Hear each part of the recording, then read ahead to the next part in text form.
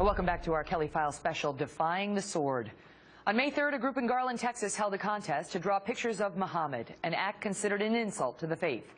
Event organizers were trying to make a point about free speech in America and spent thousands on extra security to protect themselves. Both the FBI and local police were on alert. Sure enough, 2 young Muslim jihadis showed up with weapons and body armor, but were killed by police before they could get inside. Immediately, the accusations began. Organizers had deliberately provoked this attack, inviting their own attempted murder. We wanted to put that to our panel. Back now, author and lecturer, Dr. Ayaan Hirsi, Dr. Zuhdi Jasser, head of the American Islamic Forum for Democracy, and author and physician, Dr. Katha Ahmed. Thank you both for being back with us, all of you. Dr. Ahmed, let me start with you. Your thoughts on the event down in Garland? Democracy, as we know it, secular pluralistic democracy, is extremely robust and can withstand provocations like whatever was labeled in Texas, a cartoon contest. We can handle that provocation. But democracy is also a tool used by Islamists to actually augment Islamism. So saying that democracy is a solution shows a deep lack of understanding of political Islam. So the United States can handle cartoon contests, and as an observant Muslim, it doesn't affect me an iota. There's absolutely no Islamic crime there. It's a fictional crime prosecuted by Islamists. If an American wants to have these contests, they're free to do it. And it doesn't diminish my belief as a Muslim. Zuhdi, what did you make of that? I mean, it was shocking, I thought, to see so many people rush to condemn the event organizers, who I admit are not the most sympathetic group. But put that to the side. Westboro Baptist Church is not a sympathetic group at all, and yet it was very clear, including to 8 out of 9 of the Supreme Court members, that they had the right to say what they were saying.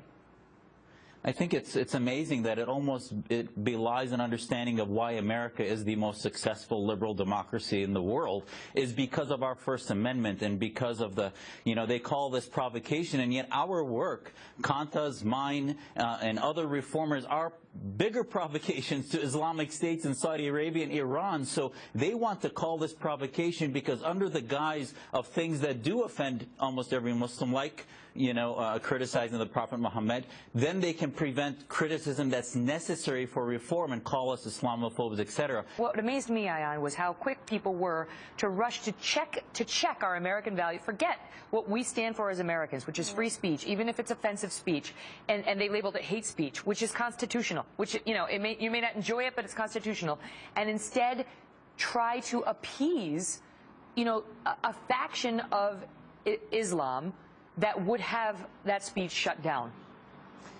Adam Gopnik of the New Yorker made a distinction, and he was defending, in this case, a Pan-American Gala's award of courage to Charlie Hebdo survivors. And there were a number of very prominent authors from North America who withdrew. And in that defense, he lectured them on not understanding the distinction between acts of imagination and acts of violence. And the First Amendment is about protecting acts of imagination. And what happened in Garland, the cartoon contest, was an act of imagination. And the response to it by these 2 men who drove 1,000 miles was an act of violence. And all of us unanimously have to condemn them, those who are engaged in the act of violence, without saying a word about the people who are engaged in an act of imagination, even if we don't like what they're imagining, what they're gathering about. Right. I mean, Katha, in your view, I mean, it felt like when we saw so many pile on the organizers of the event, again, not the most sympathetic group, but it felt like we were losing a little bit of our ideals, because this is exactly what they want, is to shut us up, to say certain things are off limits and can't be discussed because a group finds them offensive, so we will impose our ideals on the majority, on the masses. Muslims are told if someone dismisses, ridicules, pillories you for your belief, you must walk away and bid them peace.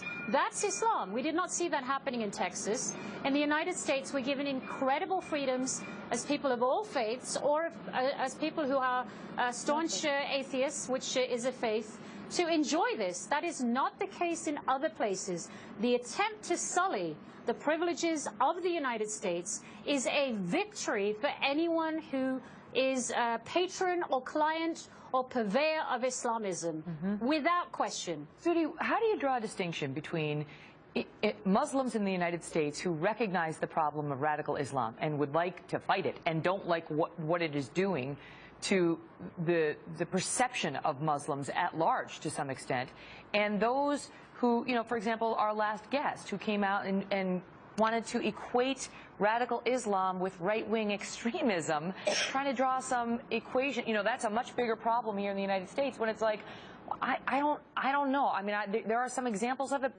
Not seeing beheadings, you know, that often by right-wing extremists here in the United States. None come to mind. Well, I think the distinction is, the bottom line is do individuals that claim to speak as Muslims recognize the deeper problem, or are they just dealing with violence and apologetics? If they say the problem is violence and just the means, that's absurd. The goal, what is the end game for these guys? If they want to do it peacefully or violently, the bottom line is the end game is blasphemy laws, apostasy laws, the Islamic State of some form. They are part of the problem, if not the major problem. Thank you all so much for your thoughts and your participation tonight. We appreciate it greatly. And we'll be right back.